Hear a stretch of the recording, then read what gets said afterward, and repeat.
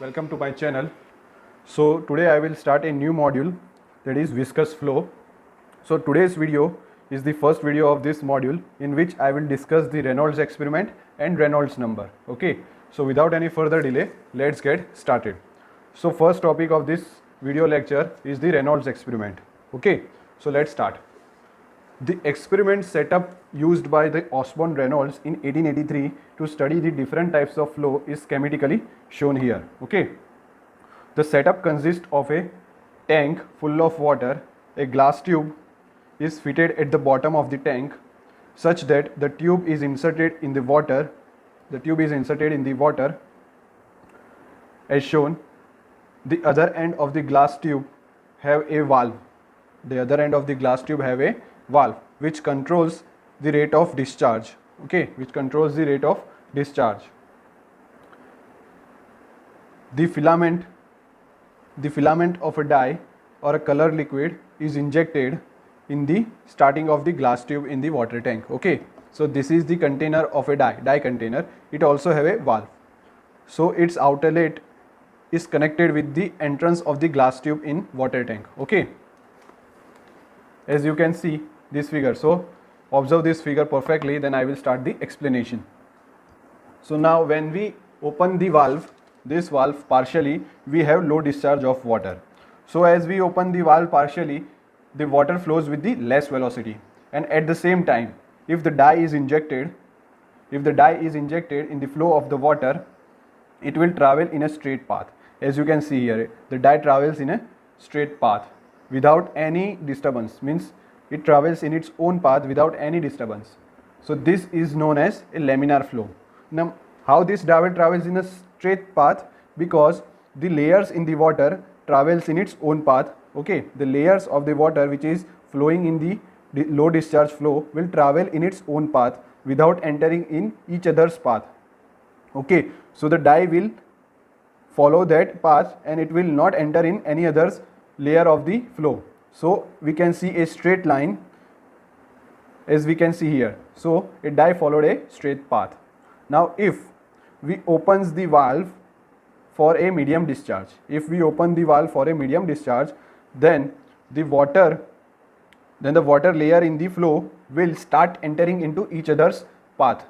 The water layer in the flow will start entering each other's path.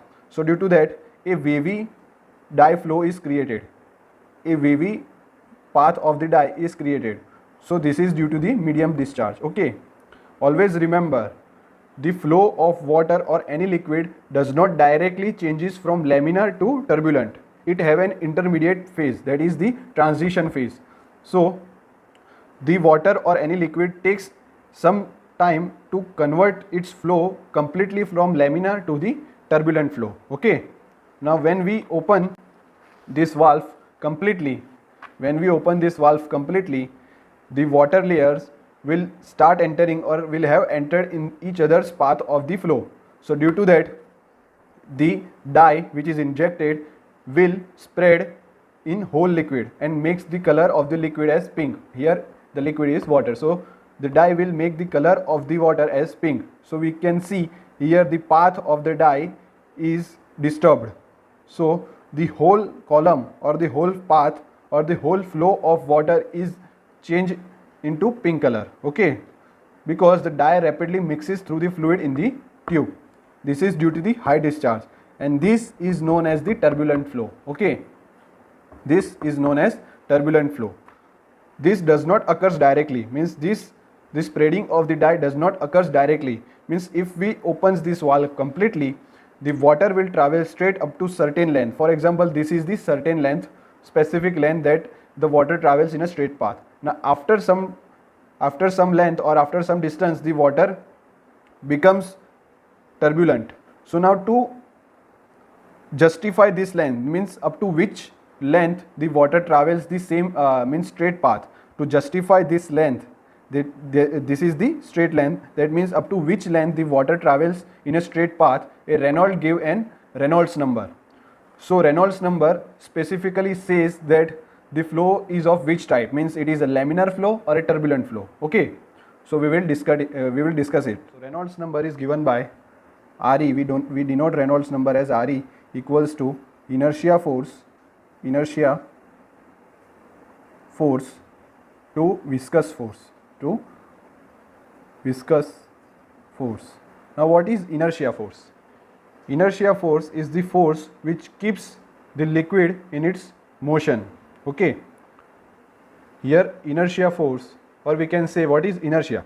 Inertia is the resistance to any sudden change in its linear motion of the body. Okay, means inertia is the ability to resist any sudden change in the linear motion of any body or any fluid. Okay, inertia force is the force which keeps the liquid in its original motion, that the liquid is in flow, in its flowing motion. Okay, what is viscous force?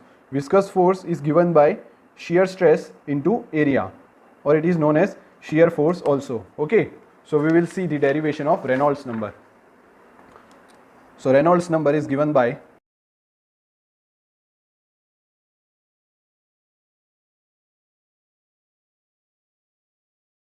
So here flow of the water is due to the gravitational force. Here flow of the water is due to the gravitational force. So inertia force is given by mass into acceleration, which is equals to mass into acceleration, ma. Viscous force is nothing but the shear force. So shear force is given by tau into area. Okay, so this is Re. So we can say that what is mass? Mass can be written as density into volume. Density into volume. This is acceleration. Acceleration can be written as rate of change of velocity with respect to time. Okay, now according to the Newton's law of viscosity, we can write tau equals to mu into du upon dy. Okay, this is A. So as we know that density, mass density is equals to mass upon volume, so mass can be written as density into volume.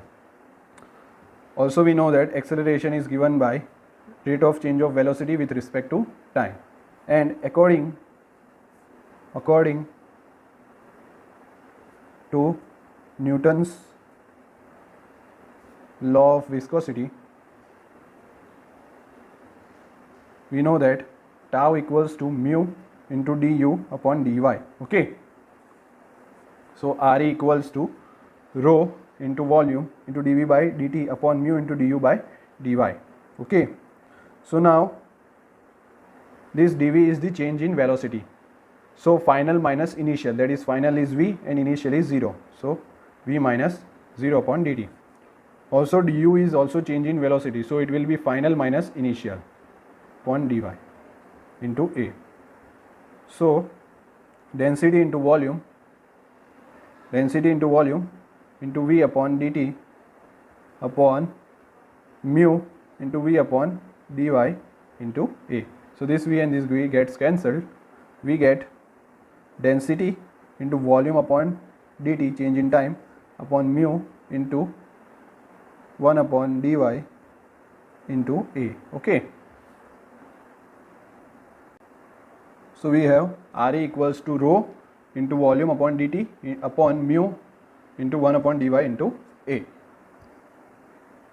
So rate of change of volume with respect to time is known as discharge. That is, v upon dt is the rate of change of volume. Rate of change of volume with respect to time is nothing but the discharge q.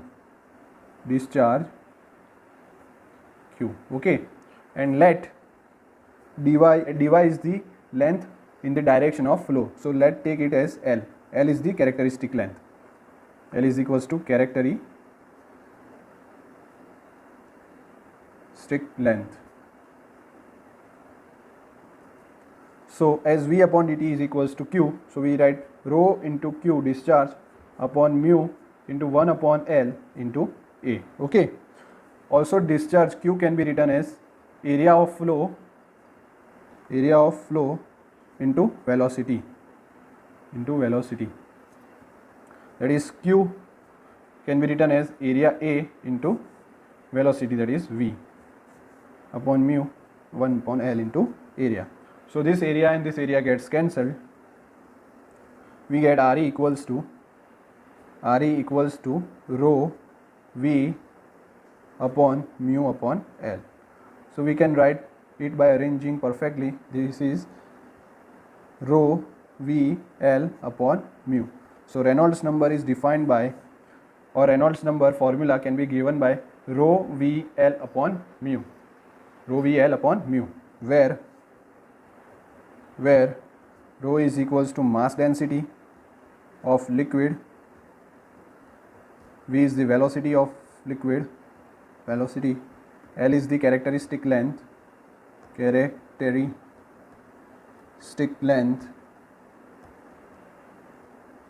mu is the dynamic viscosity,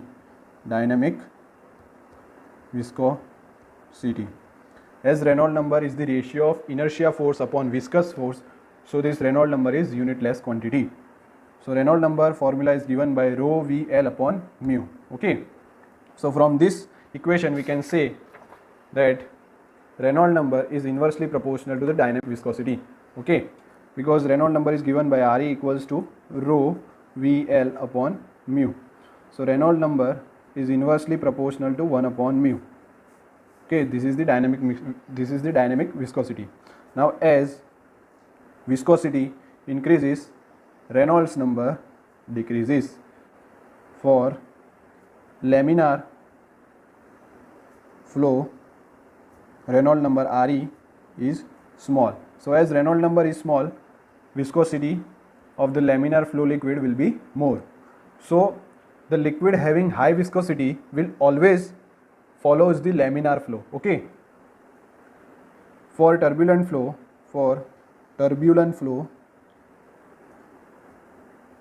the Reynolds number is higher. So as the Re, that is Reynolds number, is higher, so viscosity will be less. As Reynolds number is higher, viscosity will be less. So as viscosity is less, the liquid will be less viscous and follows the turbulent flow. So now note an important point, that flow change from laminar to turbulent does not occur instantly. It occurs slowly. Okay, that means the flow looks like this. That is, first the flow is laminar flow, then it changes to transitional flow. Then from transitional flow we have the turbulent flow. Means here I will show. The first we have the low discharge. So the flow was laminar. Then after we have a medium discharge. At that time we have the flow as transient flow or transitional flow. And when we have the complete discharge or high discharge, or when we have opened the valve completely, we have the high discharge. So this high discharge is known as the turbulent flow. So the flow change, that is from laminar to transitional, from transitional to turbulent. Okay, flow does not changes directly from laminar to turbulent. It occurs gradually, that is first from laminar to transitional, from transitional to turbulent. Okay, so that's all. If you have any doubts, please ask me in the comment section. Please subscribe my channel for more educational videos. Share my video and like. Thank you.